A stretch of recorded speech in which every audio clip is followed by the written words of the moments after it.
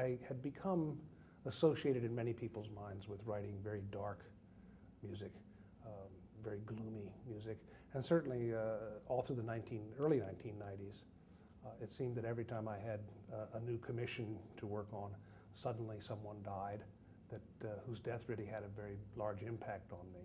And so one piece after another was dealing with death in some context or other.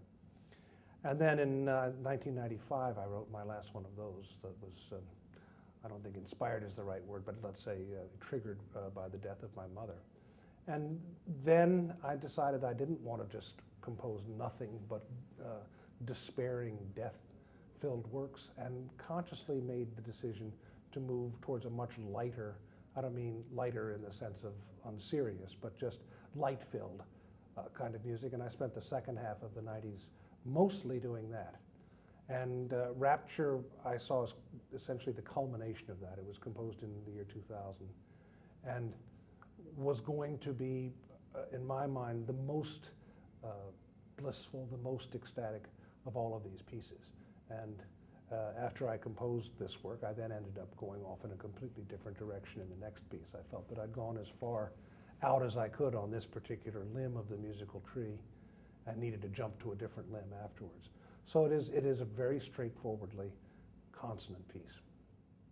The work begins very quietly and is a progression from very soft to very loud, from very slow to very fast over this 12 or so minute period, and from a state of a kind of a glowing serenity to gradually again a state of kind of blinding, almost hysterical ecstasy, almost as though the music were possessed in a way, in a good way.